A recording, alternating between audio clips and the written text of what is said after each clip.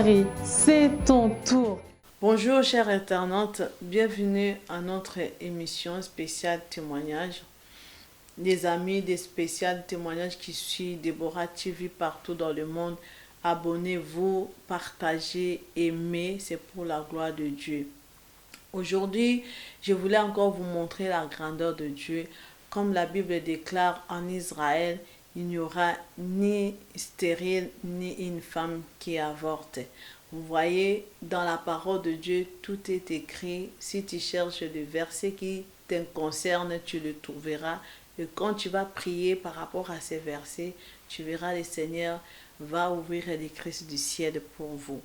Aujourd'hui, je vous amène ce témoignage par rapport à une femme.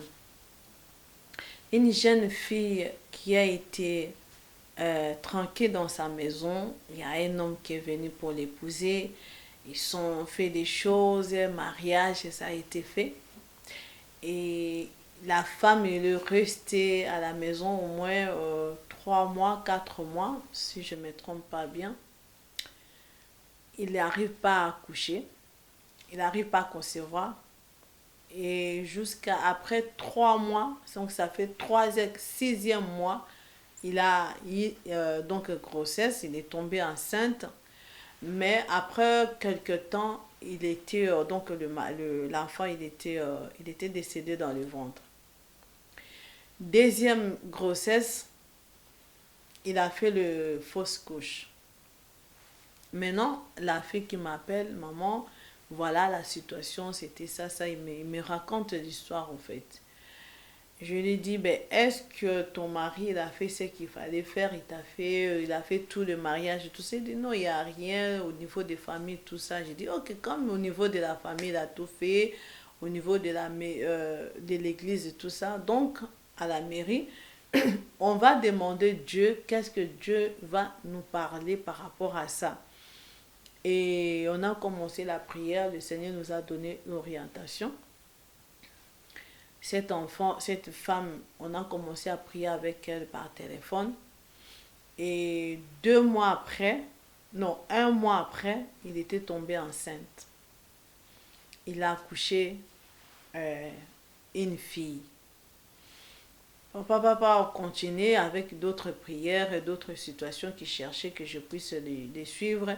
Quelques temps après, on a commencé toujours à continuer à prier. Il a eu une deuxième enfant, en fait 2 filles, deuxième fille. On a continué à prier et à ce moment, il tombe encore enceinte une 3e fille. Ça commence à lui inquiéter. Il dit, mais maman, j'ai demandé à Dieu l'enfant. C'est vrai, des enfants que Dieu me donne, je ne peux pas dire non, mais j'ai besoin quand même d'un garçon parce que j'ai déjà 3 filles. Qu'est-ce que je dois faire? Je dis qu'on va prier que le Seigneur te donne un garçon. On a commencé à prier. Il est tombé enceinte. C'était un garçon. Mais bien aimé, c'est ça le problème. Je vais vraiment rester là pour expliquer un petit peu. Les gens, quand ils demandent de la prière chez les serviteurs de Dieu, c'est comme les serviteurs de Dieu qui est obligé derrière toi de t'appeler. Quand la personne appelle une fois, si tu ne le réponds pas, il reste en colère. Mais quand tu es en colère, tu crois que tes prières vont marcher. Donc j'ai fait l'effort de commencer à appeler cet enfant, cette femme, de prier. Quand l'heure de prière arrive, c'est moi qui l'appelle. Une fois, franchement, je me suis dit, bon, peut-être il n'a pas besoin de moi. Je l'ai laissé. Je n'appelais plus. Je dis, bon, elle-même qui a besoin de sa grossesse et de garder parce qu'il y avait de petits problèmes, tout ça dans ses grossesses. Il fallait qu'on continue de prières. Je dis, ok, peut-être ça va. Et j'ai laissé au moins pendant une semaine, il ne m'a pas appelé. Un jour, j'ai prié comme ça, dans la chambre. Le Seigneur me dit, il est enceinte d'un garçon, mais tellement le combat était, il n'a pas vraiment beaucoup prié. Et puis comme il n'a pas fini aussi des prières que je lui ai données, donc ça fait que la grossesse il s'était avorté. J'ai dit, mais Seigneur, je commençais à prier, mais je ne voulais pas lui dire. Je ne voulais pas lui dire parce que ça va lui faire du mal. J'ai laissé, j'ai gardé. Après, une semaine après, il m'appelle pour me dire, voilà, j'ai fait les fausses couches. J'ai dit, bon, mais c'est ça, moi je t'ai donné des prières au lieu de, même si tu m'appelles que tu ne me trouves pas, demain aussi tu vas m'appeler, le lendemain aussi, il faut faire un effort quand un serviteur ou bien une servante de Dieu te donne des prières. C'est pas parce que tu as appelé une fois et il ne répond pas, toi aussi tu te fâches, tu laisses. Parce que c'est toi qui souffres, ce n'est pas la personne que tu fâches contre lui qui souffre. Et ça fait qu'il avait perdu une grossesse qu'on attendait un garçon. Il m'appelle encore, donc après le temps de troisième enfant et quatrième enfant, c'est là, il avait aussi un temps il a resté, donc il n'arrivait plus à conserver. Il m'a appelé, on a prié. On a prié, il a eu encore une fille. Ça commence à être inquiétant.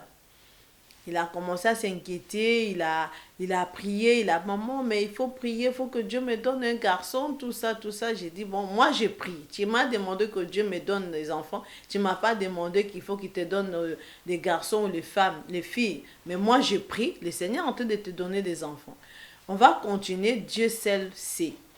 Bien-aimé, c'est un témoignage que je témoigne parce que c'était au moment que j'ai cherché vraiment la face de Dieu. Parce que le Seigneur m'avait dit, cet témoignage, quand tu le témoigneras, tu verras, tu diras au monde que Dieu était avec moi. Et dans mes prières, que j'ai commencé les prières de 120 jours, j'ai commencé à prier. Et la femme, il est tombée enceinte. Cette fois-ci encore aussi une fille, mais l'échographie n'est pas encore révélée, mais moi j'ai eu la révélation par rapport à Dieu. Et la femme m'appelle pour me dire, maman Déborah, si tu peux pour moi, mais cette fois-ci vraiment que le Seigneur, la grossesse que j'ai, je vais avoir un garçon. Ah, j'ai dit, mais tu vas avoir un garçon que je vais prier. J'ai prié, j'avais prié pour elle. On s'est séparés, c'est fini. Ça fait après 3 semaines, après 1 mois, j'ai commencé mes prières. Au moment que je commençais les prières, je priais. Et je pense que 3e mois ou 4e mois de sa grossesse, non, 6e mois de sa grossesse, c'est là le Seigneur me dit, voilà, tu vas prier pour un tel qui t'a demandé de prier pour que je lui donne un garçon. Prie parce que la grossesse qu'il a, c'est une fille. Donc, le Seigneur veut changer, il va faire le miracle dans le ventre de quelqu'un, d'échanger le sexe d'une fille à un garçon. J'ai dit, waouh, le Seigneur vraiment me parle clairement, qui dit, ce témoignage, tu le témoigneras parce que tu ne penses pas parce que tu as fermé l'église que je ne suis pas avec toi. Je suis avec toi, je travaille avec toi, mais le temps dans lequel tu es en train de passer, ce n'est pas que j'étais abandonné. Je veux faire un miracle que tu témoigneras que malgré l'église a été fermée, malgré que j'étais dans la prière, mais le Seigneur m'utilisait. J'ai attendu ça audiblement, vraiment clairement. Je voulais résister un petit peu. Non, j'ai dit non, je connais le Dieu que je sers. J'ai appelé la fille. J'ai dit, le Seigneur m'a dit de prier pour toi, comme tu as demandé que le Seigneur te donne un garçon. Dans ton ventre, il y a une fille, mais Dieu va changer une fille pour te donner un garçon. Quand tu vas retourner chez toi, tu vas aller faire l'échographie, ils vont te confirmer. Et quand tu vas arriver là-bas, quand ils vont te confirmer, appelle-moi.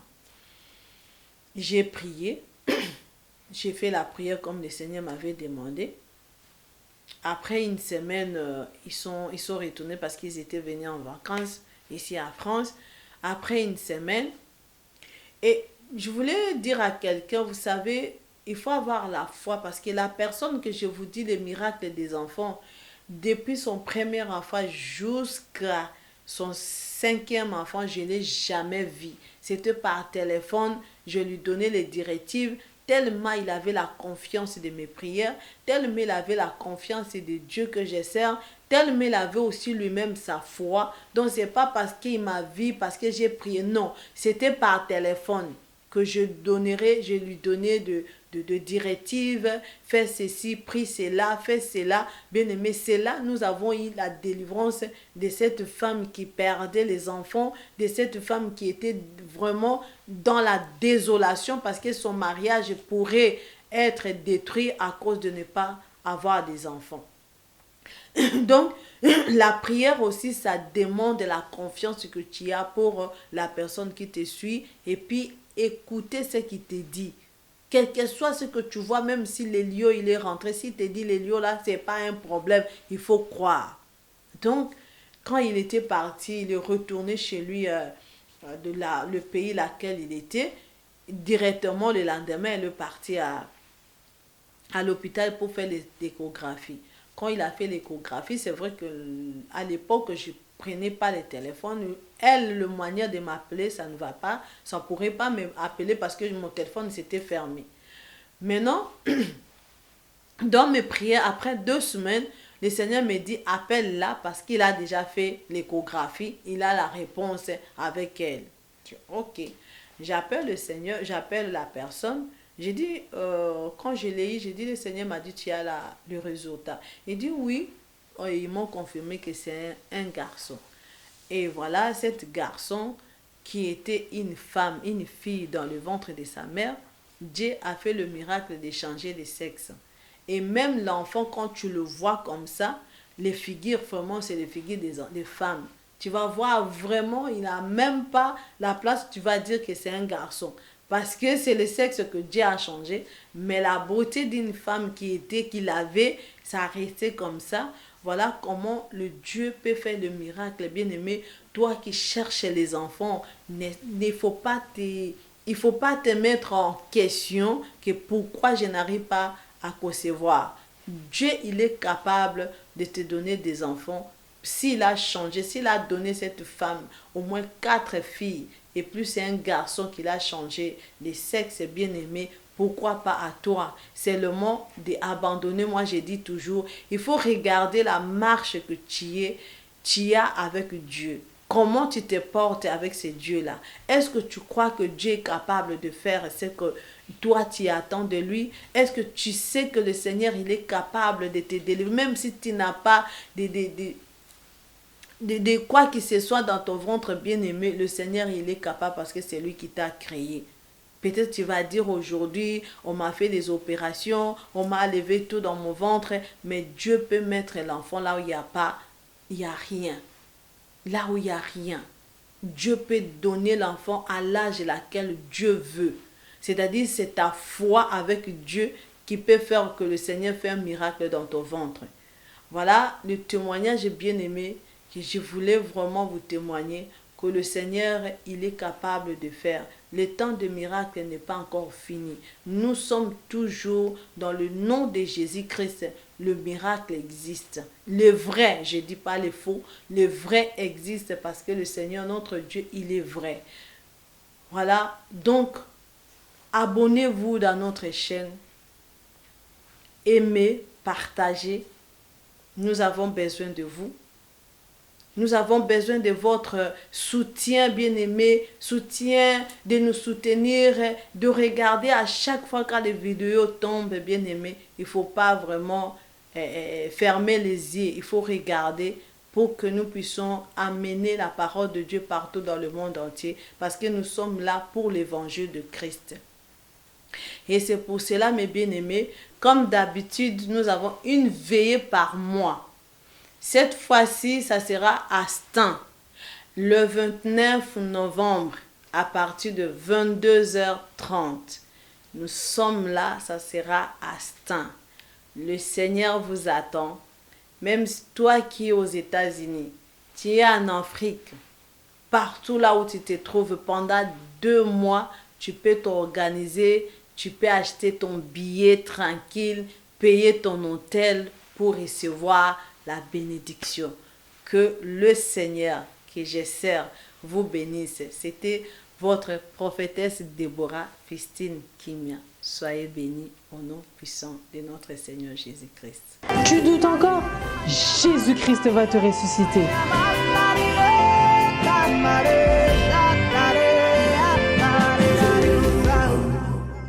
Donc bienvenue à Déborah Festi TV, je vous encourage fortement à suivre. C'est l'une des meilleures chaînes de la chrétienté ici en Europe. Suivez et abonnez-vous surtout et Dieu ne manquera pas de vous bénir à travers cette chaîne.